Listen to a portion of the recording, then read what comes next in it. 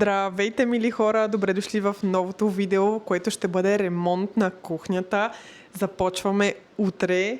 Ще развалим тази кухня, която е в момента. Мен направо сърцето ми се къса, честно ви казвам. Обаче е за добро, ще бъде по-хубава, с повече място, ще има повече шкафове и като цяло повече място за плот и рязане, защото сега това си е голям проблем в момента. Тази кухничка аз съм я купувала преди 5 години. Цената от 500 лева, мисля, че толкова беше, от Миомакс я взехме и да ви кажа, изглежда си перфектно, обаче вече ни е тясна. Аз тогава нямах много финансова възможност и затова гледах най-евтиното да купя за тези размери, които имам. И сега обаче ще трябва да я сменим, защото вече сме двама и не ни стига място, сложно е да се готви, Тони не иска да готви в тази кухня и заради това трябва да се смени. В момента е последното готвене в нея. Правим си сьомга с спагетки и ще ви покажа целият процес. Трябва сега да изпразна всичките шкафове. Направо ми става лошо да ги измия много хубаво, защото аз всъщност я продадох на едни хора тук от мястото, където живея. Те ще дойдат да я вземат след като бъде разглобена и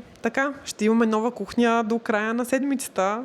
Много се вълнувам, честно казано, но в същото време ми е малко гадно, защото тази кухня, слава богу, успях да я продам, иначе щеше да се изхвърли, а това сърце не ми го позволяваше да се случи, защото толкова така съм си я купувала с голям кеф и съм събирала парички за нея много време, нищо, че така се струва много малка сумата като за кухня. Ще си запазим котлоните, ще си запазим фурната, мивката и смесителя, но абсорбатора също ще трябва да го продам. Все още не съм го продала него, но ще го пусна за продажба. Той ще си замине, защото, за съжаление, в момента ето така изглежда. Той е много готин, като изключим тази тръба, която не трябваше да се вижда, но така и не я оправих. Абсорбатора е много готин, обаче проблема е, че заема място за цял шкаф и може да се използва мястото по по-умен начин. Така че, да, сега ще трябва да започвам да изпразвам шкафовете и ще видим кое къде ще слагам. Просто ми е лошо от сега, обаче както казах, за добро е. И така, утре ще дойде майстор, ще донесе новата кухня и ще разглоби тази, да могат хората, на които ще я продам, да си я вземат вечерта.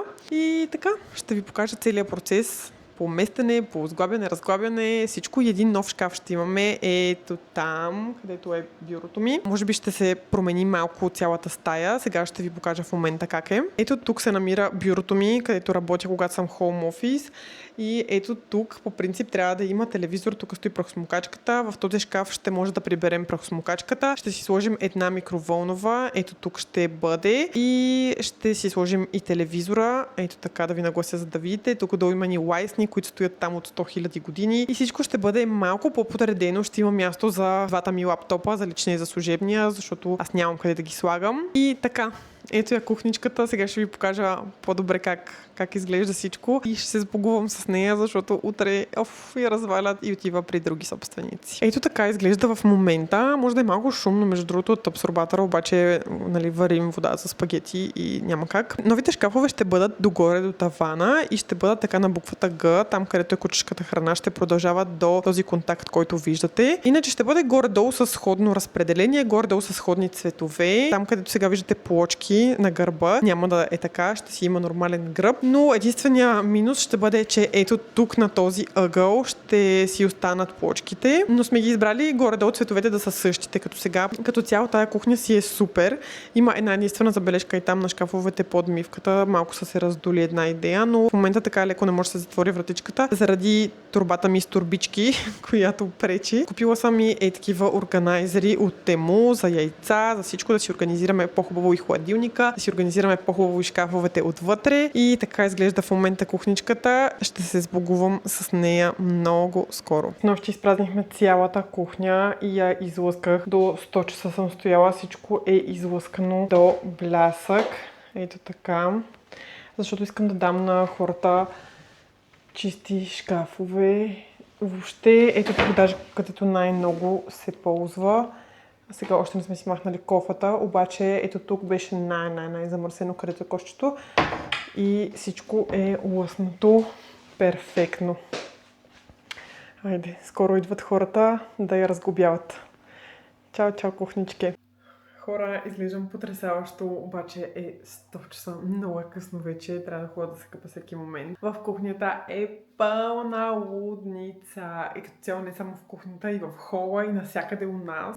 Бомба е паднала просто навсякъде. Няма дори откъде да си налеем вода, от банята си наливаме вода в каната, с друга чаша си преливаме. Въобще положението е скандално. Ето тук имаше един шкаф, който очевидно той беше така високичък, а пък плота е някъде е така до тук. Сега идеята беше тук отзад да има гръб на цялото нещо, обаче се появиха тези тръби и зад шкафа, за които аз, честно ви казвам, нямах абсолютно никакъв спомен, че съществуват. И това сега се оказва проблем, защото този ъгловия шкаф трябва да се реже, трябва да се направи като куфар, така да се облекат тези грозди. Другия вариант беше да се да се къртат плочките и тези тръби да се вкопаят вътре в стената. Обаче от другата страна на тази стена е банята ни и имаше вероятност да се получи така, че от вибрациите на картача да паднат плочките в банята, което аз тотално не го исках. Майстора, като го каза това, ми причерня пред очите. Той само като дръпна това нещо назад този шкаф и като ги видях тези тръби и вече ми беше причерняло. Другото нещо, което почти ми докара инфаркт, беше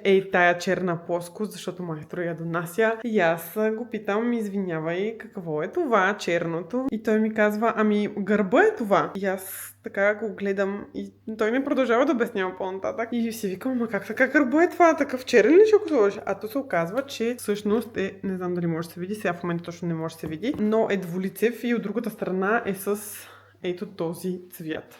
Това също е гръб, който от едната страна е черен, ето така черен, а от другата страна изглежда така и ще си пасне, защото този цвят и този трябваше да си отиват, защото гърба ще дойде от тук насам. Насам няма да има гръб. Положението не е много розово в момента. Ето този е новия шкаф, който дойде. Бюрото ми там трябва също да се завърти наобратно и въобще положението наистина не е розово. Идеята на този шкаф беше тук да сложим, т.е. все още е такава идеята, тук да сложим микроволновата, там долу да сложим прахосмокачката, тук аз да си слагам лаптопите и тук вече да си прибираме някакви наши си джунджури.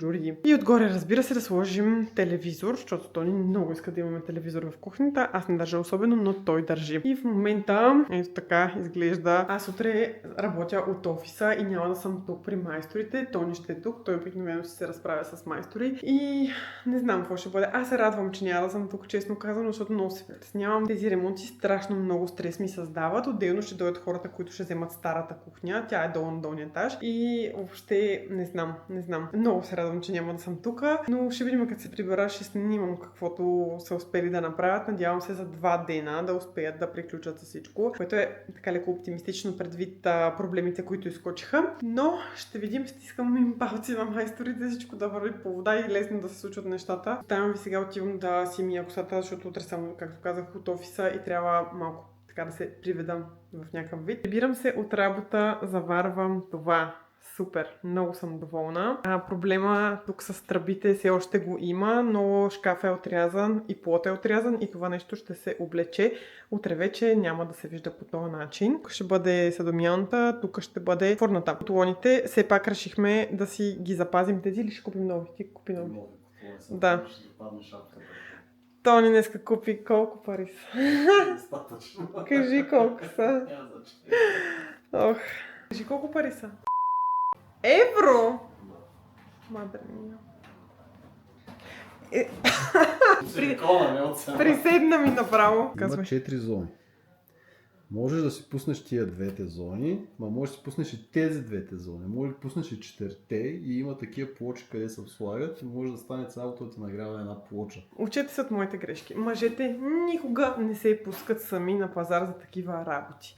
Обаче той малко ме прецака, днеска ме изненада, защото ми се обади и ми каза, аз съм в Технополис и ще купа нови котлони. И аз имах много работа, изобщо не може да се занимавам с това. И му викам, прави каквото знаеш. 400 евро даде за това чудо. Ти за това чудо колко да? Сочи Озмото. Сочи вас. Вие сте безценни. Аз по целия път от Технополиса до тук мислех, какви ще са ми аргументите и измислех това. Чухте ли го по целия път на връщане от Технополис до нас, мислил, кои са му аргументите и това измислил. Имам и други, но така е симпатичен. Този е така най-основният. Добре, аз съм много доволна за момента как се получава. Има тук разни луфтове. Тук има също един малък луфт, всичко ще бъде запълнено. Да, в бленда или как се казва, не знам. Доволни сме за сега, доста как се получават нещата. Този абсорбатор ще бъде демонтиран и ще се сложат горните шкафове. Въобще супер се получава. Да ви споделя малко гениалните идеи на мъжа ми. Искаха този шкаф да се мръдне по-насам, за да не се реже заради тази работа. Обаче проблема беше, че щеше да се закрие ето този контакт тук. И той искаше да го изкара ето тук долу, ето тук на самия шкаф. Обаче, нали, моя естетик брейн никога няма как да позволи нещо толкова грозно да се случи в кухнята ми. Ще позволя това, защото няма на къде. Обаче, само това ще е. Абе, въобще, какво да ви кажа? Не е работа човек да прави ремонти и да си пуска мъжа сам на пазара за котлони. Малко се стресирах от тази цена, но нищо, ще я преглътна и така, продължаваме напред. Утре ще се включа пак, като има пак напредък. Утре съм си вкъщи, така че ще мога евентуално да поснимам повече, въпреки че не знам дали ще мога, като майстора ще бъде тук на място. По-скоро като си тръгне пак, така ще ви дам една обща обратна връзка. Здравейте хора! Кухнята вече е готова и сега ще ви направя голям хол от Юск и от Икеа. От Юск всъщност взехме само едно нещо. Ето това панерче беше 5 евро. Него ще го слагам в един шкаф, който е отворен, иска да е малко по-така красиво изглеждащо и в него да си сложа те витамини, които пия всеки ден. И като цяло всякакви такива букучки да не ми стоят така разпиляни. Сменяме си сушилника за чини с нов, ето с този, който е много по-малък и компактен от предния. Предния беше гигантски, защото ние реално нямахме миялна и заради това ни трябваше голям сушилник. Докато сега, когато имаме вече съдомиялна, ни трябва само ето такъв малък, който ще върши перфектна работа. Взехме го от Икеа. Мисля, че 12,50 струваше. Взехме и едно нещо ново, което е за разделение за приборите в шкафа. Ето така изглежда. То беше много ефтино. 2,50 евро. Имаше едни дървени много готини, но те бяха по 20 или 25 евро, което ми се стори доста неоправдана цена. То имате предвид, че това е същото и върши същата работа. Взехме си още много неща, като започнем с нова тенджера, тъй като ние имаме сега две. Едната става за индукционни котлони, обаче другата не. И ни трябваше нова, по-малка. Тази, която я имаме, която става за индукционните котлони, е гигантска. Така че си взехме една по-малка. Мисля, че 13 евро струва тенджерата. Взехме си и един ето такъв буркан, който е с по-сериозно затваряне, за да си сложим захар или брашно вътре. По принцип ни трябва още един такъв. Не знам защо взехме само един, но може да ще вземем по-натам. Още един и брашно нямаме. Така, това е на Тони да си мери бицепсите. И ето такова панерче синьо. Аз бих го взела в бяло. Обаче Тони искаше да е синьо. Каза, от нашарено се радва, взимам синьо. Обаче мен това не ме притеснява, защото ще стои вътре в шкафа, да си слага вътре ванилията, содата, бикарбонат и не знам си още какви други глупости искал да си слага вътре. Едни закачалки за банята, те много лесно се откачат и ние продължаваме да си ги купуваме, видиш ли, не знаем защо и ние. Един такъв голям панер си взехме за лекарствата, за да си ги приберем в този шкаф зад мен. Мисля, че доста добра работа ще свърши.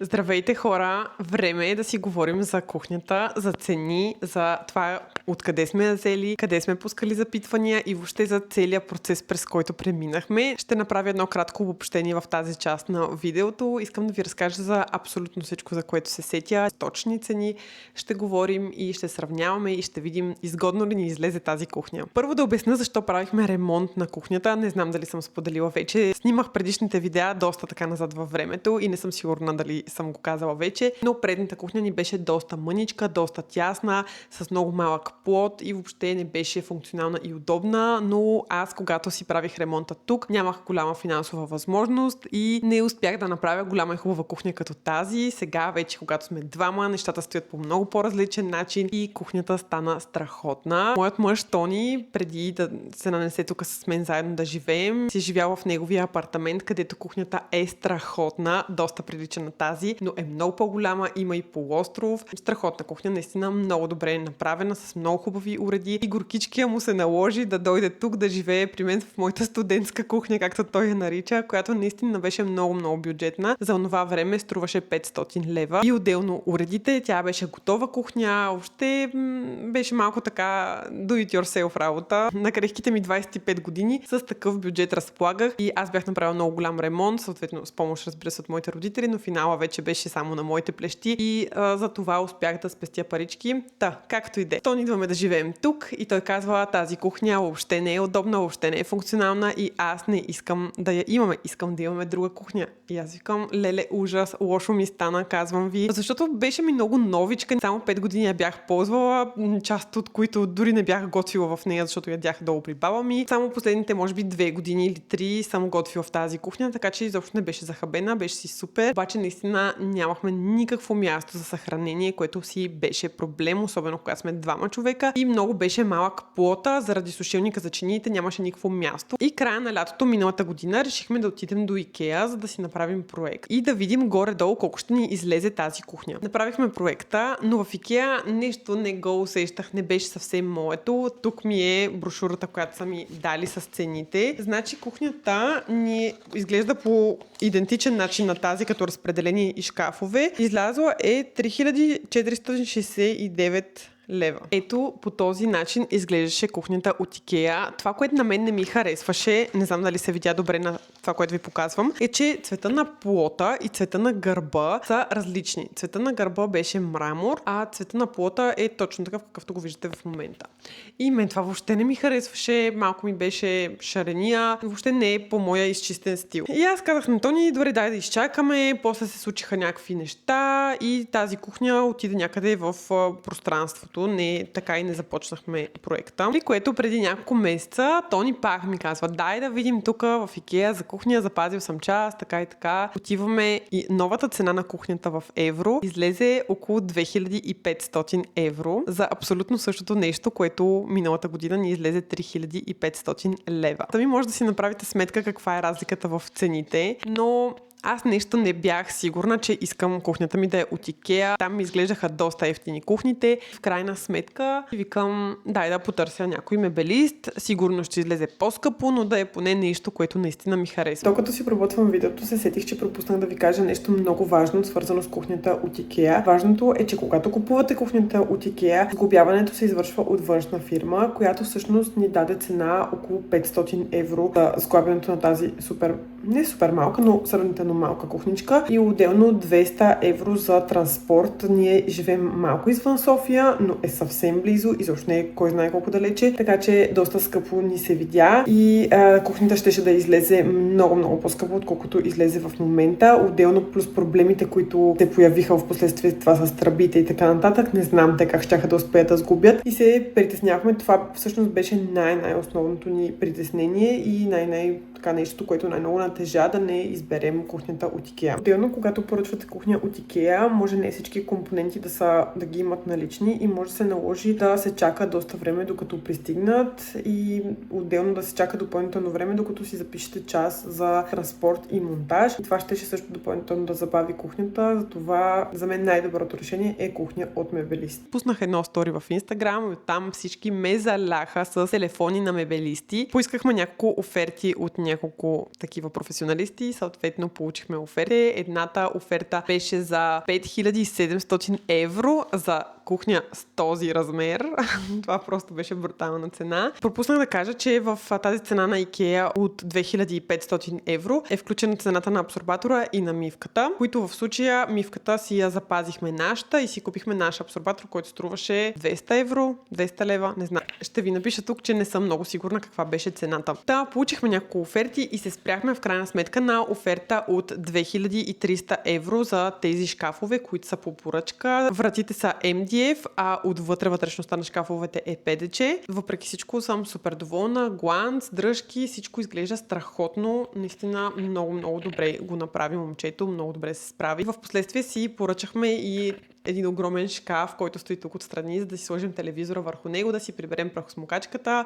Вече съм ви ги обяснявала всички тези неща. Шкафа излезе отделно още 300 евро, но съм супер доволна как се получи. Самата стая стана толкова уютна. Имам толкова много плод. Едно много важно уточнение, че си сложихме и миялна машина, защото без миялна положението е трагично. Не бях ползвала миялна, ползвах само когато живяхме за кратко в апартамента на мъжа ми и тогава свикнах на хубавото. После едва свикнах пак да се върна тук на безмиялна и затова решихме да си сложим в крайна сметка. Много е удобно. Всеки ден я пускаме, всеки ден си я ползвахме. Купихме си мъничка миялна, не от тези най-големите. Мисля, че 60-ка ли се води тази? Не съм сигурна. Или 40-ка? Не знам. От тези по-малките си купихме. Не от тези съвсем най-малките, но от тези по-тесни. Ето тук в този шкаф се намира миялната. Фурната си я запазихме. Същата стара фурна, която си беше и преди. Тя си е хубава, работи си добре. Запазихме си смесителя за мивката и самото корито на мивката. И това е. Купихме си нов абсорбатор, за да можем ето така да го вградим и да имаме място и в шкафа. Сега ще отворя по шкафовете, за да ви разведа и да ви покажа как съм организирала всичко. Те далече не се изпълниха, както аз предполагах, че ще се изпълнят, но много се радвам, че имаме все пак някакво свободно място. Стартираме от тук, където е нашия абсорбатор. Тук сме си наредили всичките такива високи бутилки, олио, оцет, зехтин и ето такава една въртяща се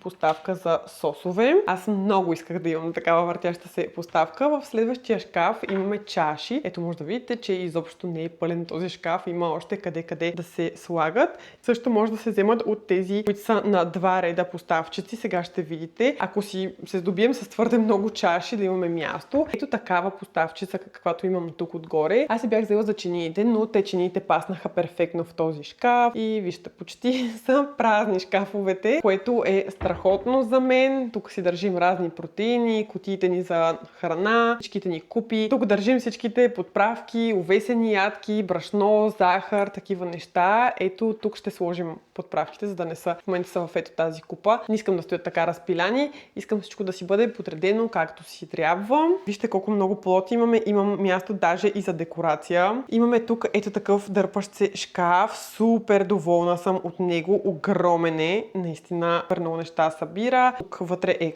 кофата и нашата турбичка с турбички. Ето тук е миялната и фурната. Отдолу под фурната имаме ето този шкаф, който този път е направен с издърпване, а предния беше е така само с отваряне като долапче и беше много неудобно. Ето така изглежда шкафът, който взехме. Тук ще сложим микровълнова печка, но в момента не сме я купили, си бутаме някакви други глупости в нея. Тук сложихме лекарствата, ето тук сложихме прахосмокачката с разни други пособия за почистване. Супер доволна съм как се получи кухнята. Направо ми е кухня мечта. Ако нещо друго съм пропуснала да кажа, а ви е било интересно и сте искали да знаете, пишете ми коментар, ще отговоря на всички и ще се видим в следващото видео. Чао и целувки!